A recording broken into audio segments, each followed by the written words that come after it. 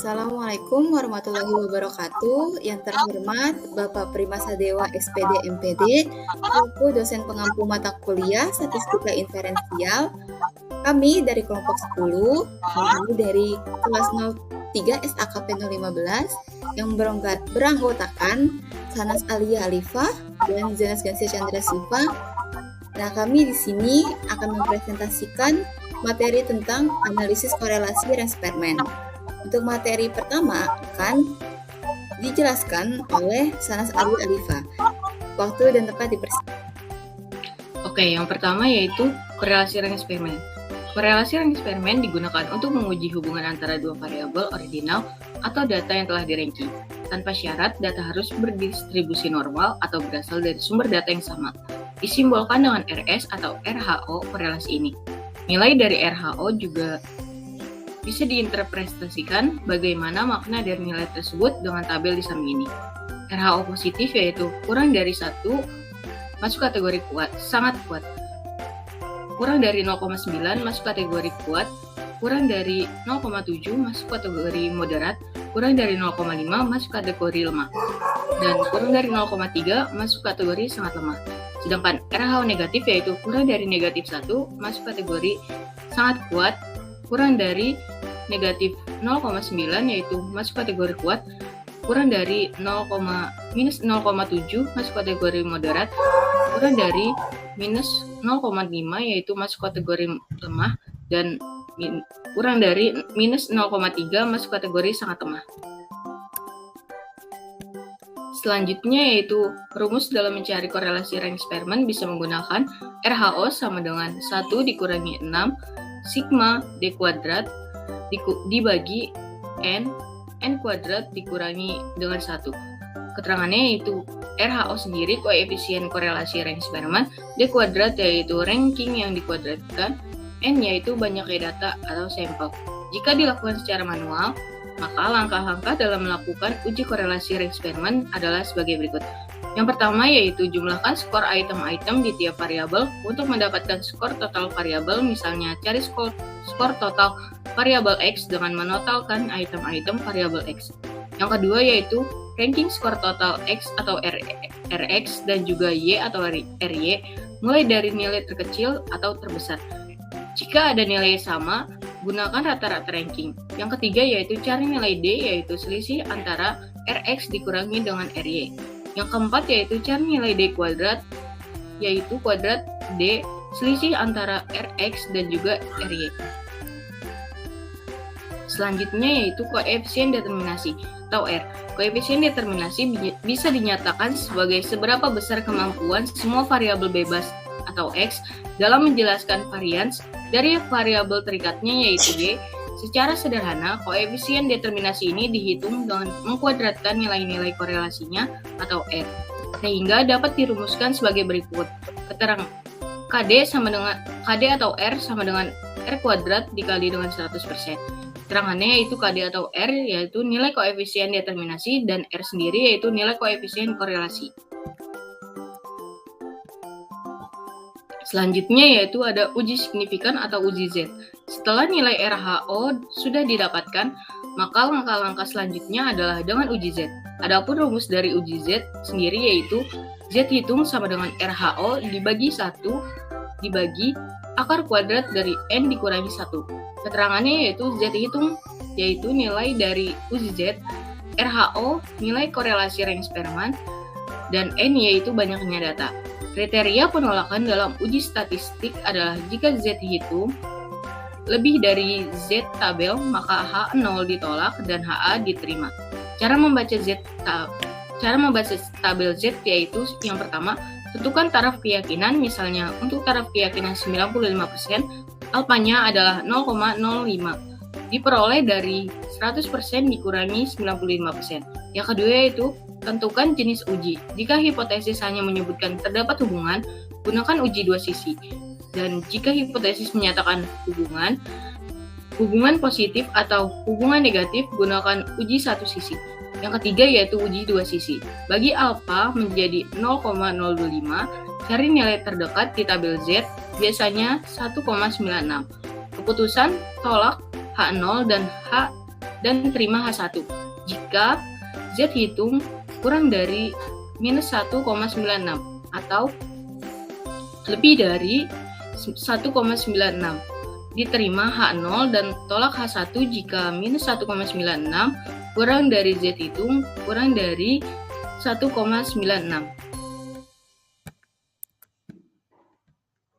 Selanjutnya yaitu ada contoh soal. Jika diketahui data mengenai motivasi kerja sebagai variabel X dan juga kinerja sebagai variabel Y dengan tabel berikut. Terima kasih. Untuk selanjutnya itu ada penyelesaian. Yang pertama itu untuk mengetahui uji korelasi rank Spearman. Maka itu perlu tabel penolong sebagai berikut. Untuk yang tadi sudah dibacakan oleh Sanas, itu ada 10 data. Untuk motivasi kerja itu variabel X dan kinerja itu variabel Y. Nah, selanjutnya di sebelahnya itu ada tabel penolongnya yaitu rank untuk variabel X dan rank untuk variabel Y. Nah, cara menentukan variabel rank yang X ini itu dilihat dari data yang motivasi kerja ini. Data X-nya yang paling besar itu berapa dan paling kecil itu berapa. Untuk yang paling besar itu di sini datanya 92 dan paling kecil itu 44. Jadi untuk ranknya itu nomor 1 itu 92 dan nomor 2 itu di 80 dan nomor 3 itu di 77 dan di data antara 4 dan 5 itu 75. Jadi cara menentukan 4,5 ini 4 tambah 5 itu 9 dan dibagi 2 jadi 4,5. Untuk data ke-6 itu di 70, untuk data ke-7 itu 66, data ke-8 64, dan data ke-9 45, data terakhir paling kecil itu 44. Nah, untuk rank yang variabel Y ini itu juga dilihat di kinerja. Data yang paling besar itu 89 dan data yang kedua paling besar itu 2,5 itu data 80. Jadi 2 tambah 3 itu 5 dibagi 2 2,5. Dan data keempat itu 79, data kelima 76, data ke-6 72, data ke-7 70, data ke-8 65, data ke-9 45 dan data paling terkecil itu 34. Nah, untuk DI ini hasil dari rank X dikurang rank Y. Jadi 4,5 dikurang 2,5 hasilnya 2, 9 kurang 9 itu hasilnya 0, 10 kurang 10 0, 6 kurang 2,5 3 hasilnya 3,5, 4,5 dikurang 7 min 2,5, 8 kurang 8 0, 2 kurang 4 min 2, 3 kurang 5 min 2, 1 kurang 1 0, 7 kurang 6 itu 1. Nah, untuk DI kuadrat ini hasil dari DI ini dikuadratkan. Jadi 2 dikuadratkan itu 4, 0 dikuadratkan 0, 0 dikuadratkan 0, 3,5 dikuadratkan jadi 12,25, lalu min 2,5 dikuadratkan jadi 6,25, 0 dikuadratkan 0, lalu min 2 dikuadratkan jadi 4, 0 dikuadratkan 0, lalu 1 dikuadratkan jadi 1. Nah, jumlah sigma DI ini itu 0. Nah, untuk jumlah DI kuadrat itu 31,5. Nah, tabel penolong di samping ini tuh bisa dimasukkan ke rumus RHO 1 dikurang 6 sigma D kuadrat dibagi N buka kurung N kuadrat kurang 1.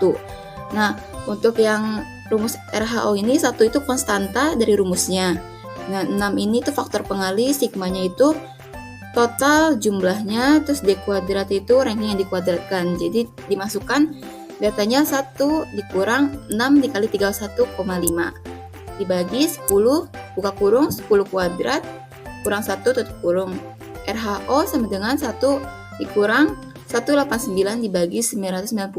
RHO sama dengan 1 dikurang 0,1909. Hasilnya yaitu RHO 0,8091. Lalu dibulatkan jadi 0,81 karena hasilnya itu dikategorikan kuat pada tabel interpretasi data korelasi rank Spearman. Selanjutnya itu koefisien determinasi. KD sama dengan R. RHO kuadrat dikali 100%. Hasil RHO tadi 0,81 dikuadratkan lalu dikali 100%. Hasil dikuadratkan 0,66 dikali 100% hasilnya 66%. Artinya itu variabel kinerja dipengaruhi oleh variabel kedisiplinan senilai 66%, sisanya itu 34% dipengaruhi oleh variabel yang lain. Lalu ada uji hipotesis, langkah uji hipotesis masalah korelasi. Yang pertama itu menentukan uji hipotesis. H0 dibagi P sama dengan 0, tidak ada hubungan korelasi yang signifikan antara kedisiplinan dan kinerja. HA dibagi P tidak sama dengan 0, ada hubungan korelasi yang signifikan antara kedisiplinan dan kinerja. Yang kedua, taraf signifikan. Alfa sama dengan 0,01 atau 1%. Yang ketiga, menentukan statistik uji, yaitu Z hitung sama dengan RHO dibagi 1 dibagi akar N dikurang 1. Yang keempat, menentukan daerah penolakan atau kriteria. H0 ditolak jika Z hitung lebih besar dari Z tabel. Yang kelima itu ada perhitungan. RHO itu 0,81, sehingga di Z hitung itu dimasukkan ke dalam rumus 0,81 dibagi 1 dibagi akar 10 kurang 1, hasilnya 2,5. Yang keenam, kesimpulan. H0 ditolak jika Z hitung lebih besar dari Z tabel.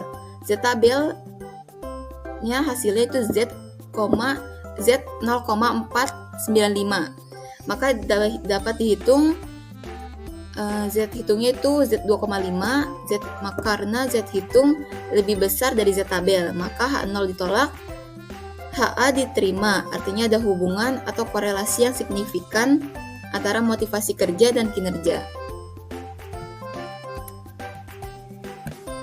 Selanjutnya, kesimpulan. Analisis ini digunakan untuk melihat seberapa kuat dan arah hubungan antara dua variabel yang datanya bersifat ordinal, berperingkat, atau tidak normal. Range-Spearman menghitung hubungan berdasarkan peringkat data, sehingga digunakan meskipun data tidak terdistribusi normal. Nilai koefisiennya berkisar antara -1 hingga +1. Nilai +1 berarti ada hubungan positif yang sangat kuat. -1 berarti ada hubungan negatif yang sangat kuat, dan 0 berarti tidak ada hubungan sama sekali. Hasil dari analisis ini membantu kita untuk memahami pola hubungan antara variabel yang bisa berguna untuk pengambilan keputusan dalam penelitian atau praktik. Jadi, Range-Spearman adalah alat yang baik untuk menganalisis data yang tidak memenuhi syarat normal.